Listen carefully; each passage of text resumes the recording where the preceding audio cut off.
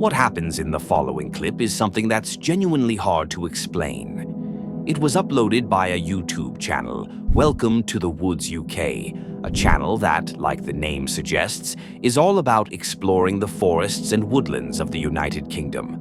The uploader spends his time wild camping, doing bushcraft, setting up trail cameras, and documenting whatever he finds out there. In this video, he's heading out to check on his trail cameras after a massive storm to make sure they survived the weather. But as he's walking to retrieve the first one, he stumbles upon something unusual. We've had one hell of a storm come in here the last couple of days, so I'm just coming in to check the cameras, make sure they're all still okay. We've got no big trees down and all the rest of it.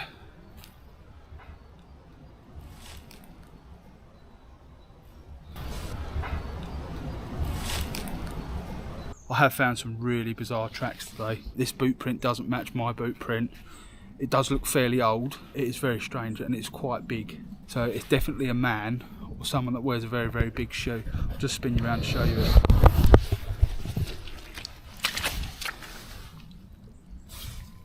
Look at that.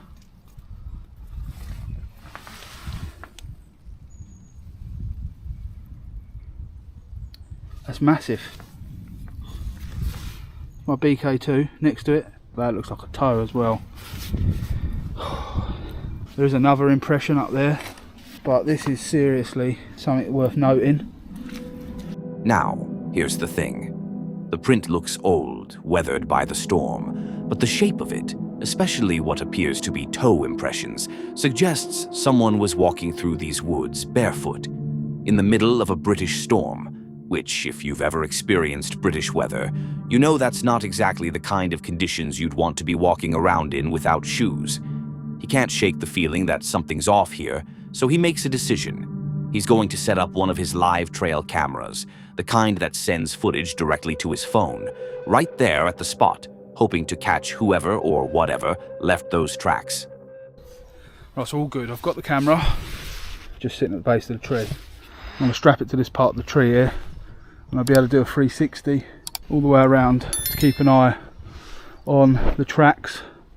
We're left just there and there, going through this part of the woodland. Hopefully, if this is someone that's coming in here poaching or just plain messing around, this camera should hopefully catch them, and it'll catch them whether they take the camera with them. I'll have footage of it on my phone, straight directly to my phone, permitting the signal's all good. So we are live. We've got a blue light on there. That's showing me that's got plenty of signal. If you don't mind now, I'm going to get out of here because I've just got a really bad feeling all of a sudden. I think it just might have sketched me out a little bit. I've actually found footprints as well now after all that time has passed. Nothing else has really happened. Right. That is definitely some sort of boot print as well. From this point on, anything that walks through that area will ping a notification straight to him, whether he's at home in bed or on holiday in Spain. So he leaves the camera running and decides to wait it out. Fast forward a few weeks later, and he's back in the forest for an overnight wild camp. The camera's been collecting footage this whole time, and he's ready to review it. But that night, something happens that makes him seriously reconsider his decision to stay out there. I don't know if you'll be able to hear, but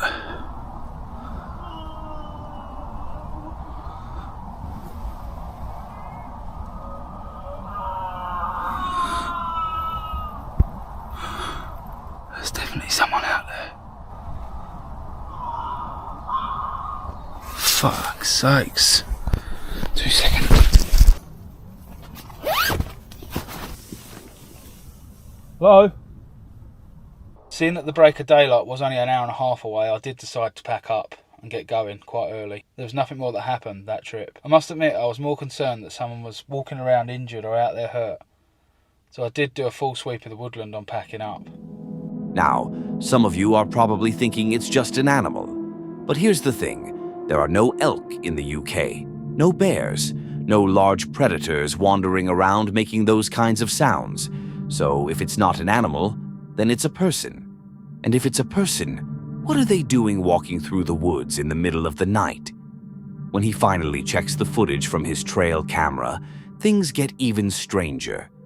3 days after his campout, the camera captures something he definitely wasn't expecting. There was an odd little light that came on the camera one night when I was sitting in bed. I had a notification, it pinged on. And then all there was this funny little orb looking thing up to the middle left hand side. I eventually writ this off as some sort of bug that had come down. So let's fast forward 3 days post camp that you've just seen. Early Thursday morning at 4:12 AM, this figure comes into view. Almost looks like it's trying to pull something down from a branch above, acting in a peculiar manner. Then the camera takes a further 2 still shots of it moving further off to the left hand side of the woodland. So why is this person there at that time of the morning? Why do we keep hearing these shrills and shrieks? Is it paranormal? I just don't understand. And honestly, neither do we. The footage is grainy, the figure is distant, but it's there. Whether it's someone lost, someone up to no good, or something else entirely is hard to say. But one thing's for sure, those woods are hiding something. Could it be a poacher? Someone homeless living in the woods? Maybe even a prankster messing with trail cameras? Or perhaps, just perhaps, he caught footage of the legendary Bigfoot. Though considering this is the UK, that'd be quite the vacation for the big guy. Let me know your theories in the comment below. Sort of Interesting is a channel run by Dan, a wild camping enthusiast who loves nothing more than spending nights under the stars in his bivvy bag, exploring remote locations across the UK. His content focuses on stealth camping, bushcraft, and the simple joy of being outdoors. This particular evening started with what Dan thought would be a simple plan. Having already eaten dinner with his family, he decided to head out for a late-night stealth camp, his third bivvy bag adventure in just 8 days. Inspired by some extreme stealth camping videos, Dan chose to wade through tall grass and ferns, looking for a small clearing where he could disappear for the night. The idea was simple: travel light, set up quick, and blend into the landscape. What could go wrong? Okay, so I am definitely concealed, although that might only count if I'm about 2 feet from the ground at most. So I'm just going to have a quick scout around this area for somewhere that's a little clearer to put maybe my basic ground sheet poncho down. But this is already quite amusing and humorous an activity to try and do. Wish me luck.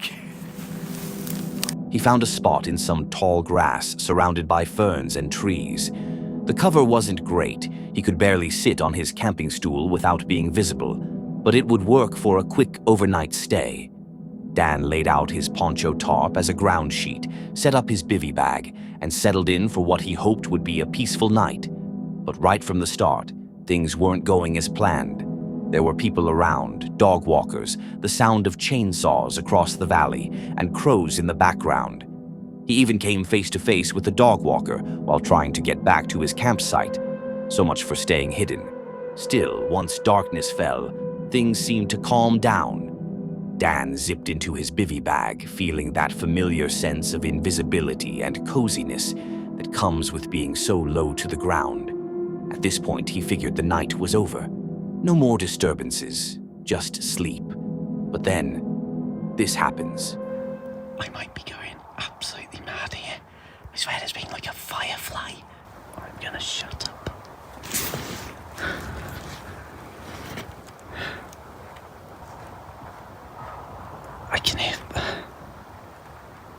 I think I can hear footsteps.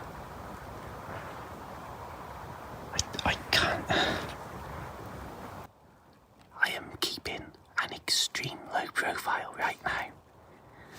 I think that the laser was coming from the far side of the trees, but I'm not 100%. I don't think it was actually aimed at me. I think it was just shining a laser for the sake of it. But it's certainly woken me up a little bit. But to be honest, it's been quiet for about 10 minutes now, so I'm not too worried.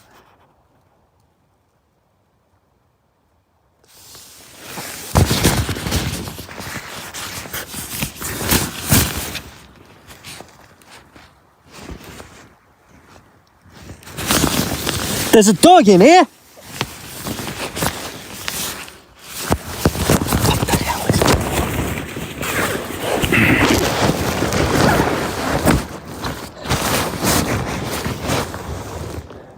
While lying in his bivvy bag, completely off guard and half asleep, Dan suddenly sees bright lights coming directly at him.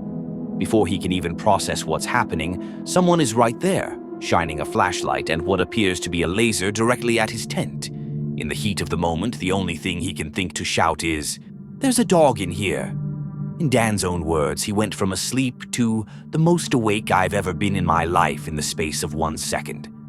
The beauty of Dan's minimal setup meant he could pack everything in less than 2 minutes, just grab and go. Within moments, he was out of there, his third bivvy bag adventure in 8 days cut dramatically short. What makes this encounter particularly unsettling is how it violates the unspoken rules of wild camping. When you're out there trying to have a peaceful night in nature, the last thing you expect is someone actively seeking you out with lasers and lights. Was it just curious locals? Teenagers looking for trouble? Or something more concerning? This is exactly why experienced campers like Dan always say to trust your instincts. If something feels wrong, it probably is. And sometimes the bravest thing you can do is pack up and get out. Sophie is a camper from Denmark who shares her solo adventures across Scandinavia. Her channel is all about getting out into nature, whether it's peaceful forest camping, multi-day wilderness trips, or just proving to herself that she can handle a night alone in the woods. And that last part, that's exactly what this video is about. This time, she decided to spend the night alone in an open wood shelter in the forest, something she'd never done before. Today my plan is to stay here in this wood shelter. We have quite a lot of these permanent wood shelters all around Denmark, and they have become very popular to camp in because you don't need to bring a tent, you just need to bring a sleeping pad and a sleeping bag, and then you have this lovely campsite where you can spend the night. The shelter she's chosen sits right next to Copenhagen's main airport, so throughout this whole experience, there's a plane flying overhead every 5 minutes. Not exactly the idyllic wilderness vibe, but hey, she's out in nature, and that's what matters to her. After setting up and gathering firewood, Sophie starts her evening routine. She makes a campfire and decides to cook a very traditional Danish camping meal, hot dogs with homemade bread twisted around a stick. As she cooks her hot dogs over the fire, the sun starts to set. The temperature drops. The forest gets darker, and that's when things start to feel different. Hot dog number 2.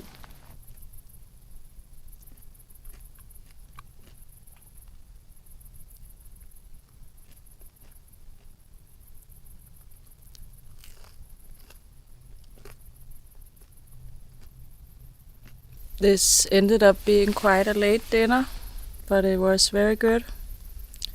2 hot dogs. Now I'm full.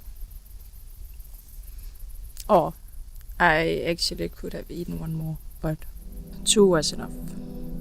Now, the video doesn't explain what these lights were. They just appear. Once while she's eating, and then again shortly after. 2 separate times. She doesn't mention them in her narration, but they're there, quietly captured on camera. And now the forest is starting to make a lot of sounds. I don't know what it is. As soon as it gets dark, all sounds just becomes a little bit scary. I have no idea if you can hear this on the camera, but there are these branches snapping or breaking in that direction. But I get a tiny bit scared whenever I hear that sound. But it's probably just a deer or something. I actually did see a deer on my way here when I was biking. Now I can hear some people talking in that direction. But I mean, we are very close to the city, and a lot of people are using this forest area. And now My flashlight is flickering as if the battery is low. Despite everything, the lights, the sounds, the voices, the dying flashlight, Sophie decides to go through with it. She sets up her sleeping bag with the opening facing outward so she can see what's happening. The next morning, she made it. She proved to herself that she could camp on a weekday in an open shelter, alone, and make it to work the next morning, even with everything that happened in the darkness. Now, what do you think about those mysterious lights? Have you ever experienced something similar while camping? Let me know in the comments below. Harbor Explore is a channel dedicated to peaceful wilderness adventures, the kind of content you'd watch to escape the chaos of everyday life. And that's exactly how this particular trip to Bindari National Park was supposed to go. On this particular trip, Harbor and his friend Shiro stumbled upon one of the most unsettling forest discoveries, not just because of what they found out there, but because of what had happened in that exact spot years before. And honestly, when you hear the full story, you'll understand why this one really got under my skin. There's no footprints, so that's a dog print there. That's a big ass dog. Yeah, it's the big ones. There's a couple of them. It's a little bit wet up. So look how far in the mud they are. Did you bring a knife? There's a few fairly decent sized bloody dog prints there. Decent sized animal. Not too concerned about it, but that's why I always carry a knife anyway. Just in case. They're not too concerned about it, but it's definitely noted. Out here, you never know what kind of wildlife you might run into. That's why he always carries a knife just in case. As they continue hiking, they notice something else. Branches that have been deliberately cut, cleanly sliced. Someone's been using this area for something. But for what? After about an hour of hiking, they stumble upon something that would completely change the tone of this trip.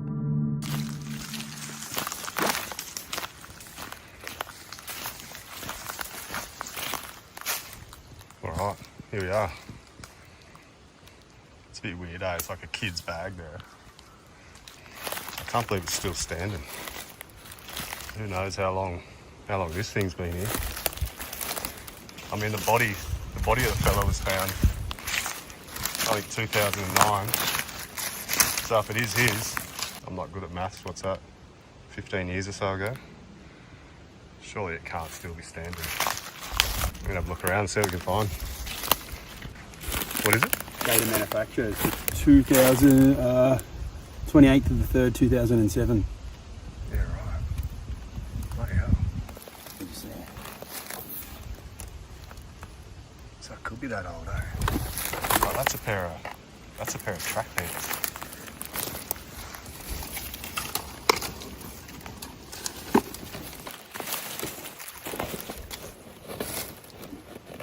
Lift the bag up. Wouldn't surprise me if there's a bloody small light under there. Shit, bro.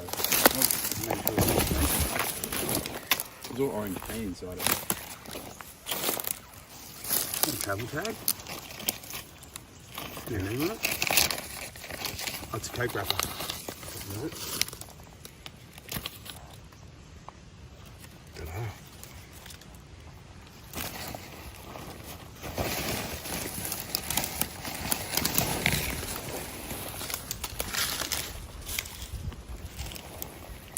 Yeah, What brand bag is it? there's nothing in it, eh? Yeah, so I don't know if that's a batch number or if that's You can tell 08, 05, which, if that's 05, that puts it in the date range, eh? Now, here's the full story. About 15 years earlier, a man's torso was found in the creek near this area. Just a torso, nothing else. According to local stories, the man used to love this national park. He would come out here all the time to wild camp and hike in the remote areas. So people started wondering if this abandoned tent, sitting deep in the forest with no one around for kilometers, might have belonged to him. The dates they found, 2005, 2007, line up with when he went missing. The thought alone is enough to make anyone uncomfortable. They're standing in what might be the last place this person ever set up shelter. But while they're processing this, something else happens.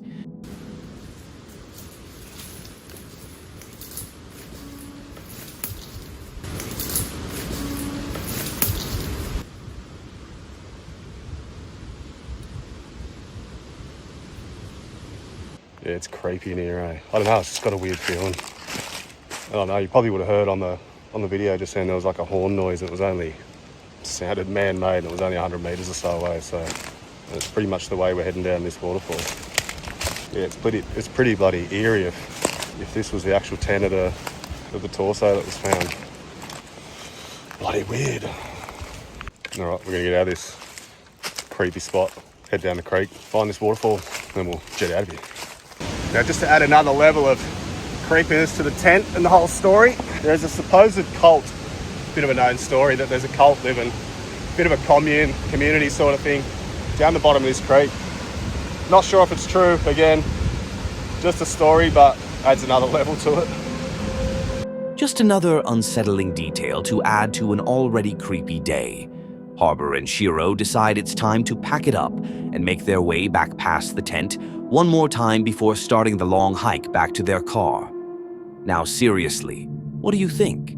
Was it really just a tragic accident? A solo camper who slipped into the creek during a flood and got swept down that gnarly canyon? Or is there a connection between the man's torso and the story of that cult supposedly living nearby? The tent remains there to this day, a silent monument to someone who came out here seeking adventure and peace in the wilderness, but may have met a tragic end. The question is, how did he really die? I mean, if old mate slipped in here somewhere during flood time and got washed down there a little bit, I don't think you'd be able to get out. And that would probably do enough damage to turn you into just a torso, but for speculation, we don't know that, so. But yeah, it's a gnarly canyon. If you want to see more encounters that'll make you appreciate your couch, check out the video on screen and hit that subscribe button. It's free, and you can always change your mind later.